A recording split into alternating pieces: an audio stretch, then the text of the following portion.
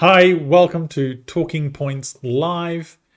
As always, a quick reminder that you can subscribe to my fortnightly newsletter on LinkedIn or on my website, jasonsbradshaw.com, called Talking Points with Jason, where each fortnight I share with you a topic, a book that I'm reading, and some key learnings from the fortnight, as well as details of my latest podcast releases.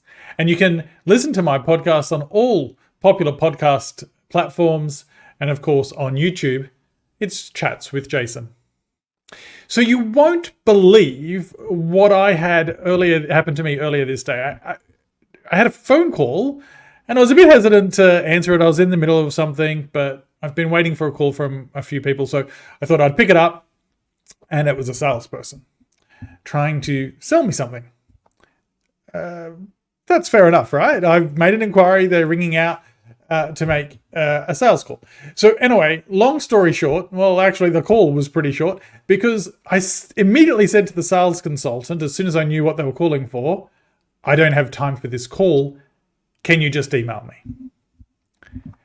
The response I got was jaw-dropping.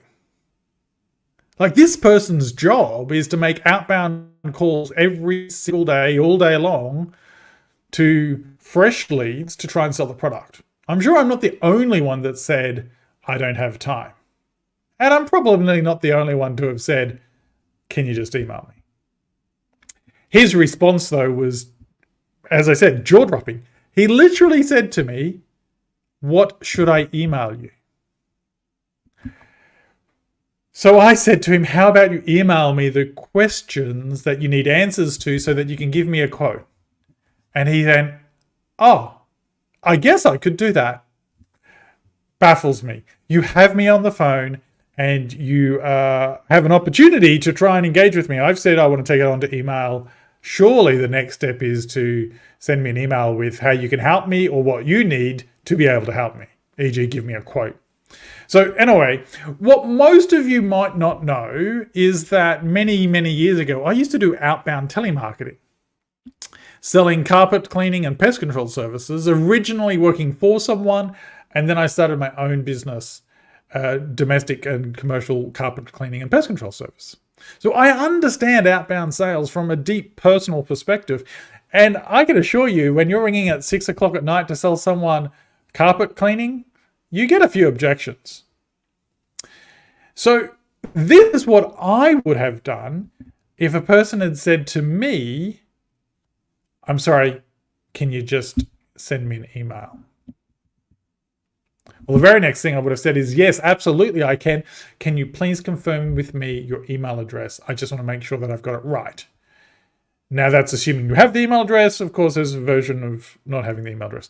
And then as soon as they've given me the email address, I would restate, I will send you an email right now with my free this, my questions that will help me give you a quote.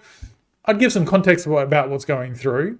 And then I would say to the customer, if you do happen to just have 3 minutes to squeeze in, and I promise you it won't be more than 3 minutes, I have 3 quick questions that if you can answer those right now, I can actually email you the quote to get things moving faster for you. And if they replied with, no, I really don't have time, fantastic, no problems, I'll send you an email. Notice here, I'm doing 2 things. A, I'm acknowledging the customer's request and agreeing to it because it's quite reasonable. And 2, I'm trying to continue the conversation because I've already got them on the phone. I've shown them that it's not all about me by saying yes to their email request. A number of people will say, okay, if it's only 3 questions and you can email me stuff later, great, I'll answer those questions. Some won't, and that's fine. You just go through the email process. My point here is I shouldn't be training the person trying to sell me. And your sales teams should be trained already to handle objections, especially as something as simple as I don't have time to talk right now.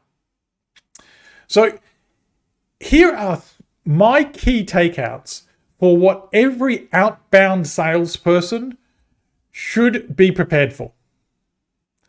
And if they are prepared for this, your business will have breakthrough success.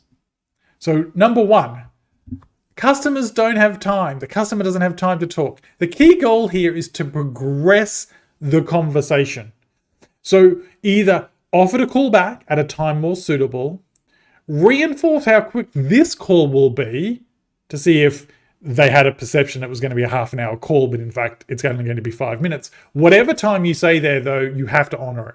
So if you say it's 5 minutes, at that 5-minute mark, you need to be wrapped up. And offer an alternate channel to continue the conversation. So if the customer's not sure when they're going to be available, or they just aren't into the conversation, then say, hey, how about I send you something on email, or another platform? Can I send you a text message with a link to book into my calendar? Something to try and keep that conversation, because ultimately the first call is about relationship building. Yes, you want to get a sale, but if you can't get a sale, you better keep building a relationship so you can get a sale. The second thing that your team needs to be prepared for is that the customer doesn't want to buy. Now, this could be an indicator of a few things. It could be because the offer wasn't great or it wasn't explained great. It could be that they aren't convinced in the value of your offer.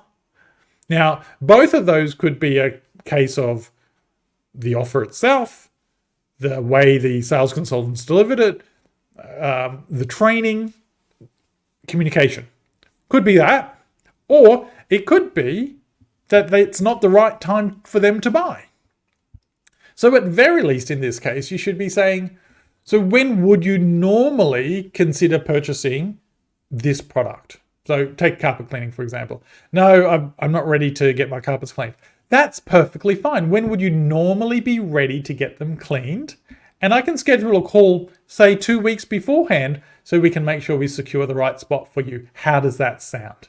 Again, the conversation here, the goal of the conversation here is to continue the relationship, to get the customer to give you permission to continue the relationship and to schedule that call. And of course, if you've scheduled the call, when you ring back, hi, Mr., Mrs., John, Mary, however you greet them, it's Jason here ringing you as agreed or as you requested. So you're reinforcing that this is no longer a cold call, but rather an invited call.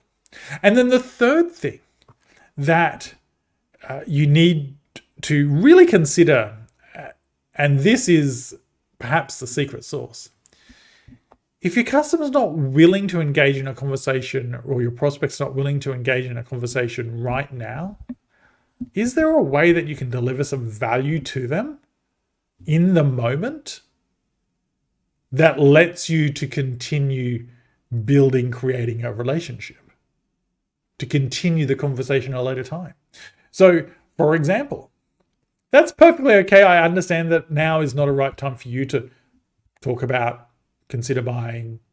How about I email you, send you whatever works in your industry, my top 5 tips for removing stains, my top 5 tips on how to save money or save power, my top tips on whatever, right? Give the customer just some piece of value that continues that conversation, because it gives you another opportunity to be more likable, to build more trust, and ultimately to have another conversation that could lead to a sale. So every outbound salesperson, every salesperson needs to be able to handle those 3 key objections. Customer doesn't have time, customer doesn't want to buy, and that third one is actually about giving value to overcome some of those objections for the first one, which is how can you give the customer some value first? So if you really do want your business to have breakthrough success, make sure your sales associates are focused on building relationships, one conversation after another. I'm Jason S. Bradshaw. If I can help you and your business achieve breakthrough success, simply reach out to me on any social platforms at Jason S. Bradshaw, or of course, go to my website, jasonsbradshaw.com. Have a great day.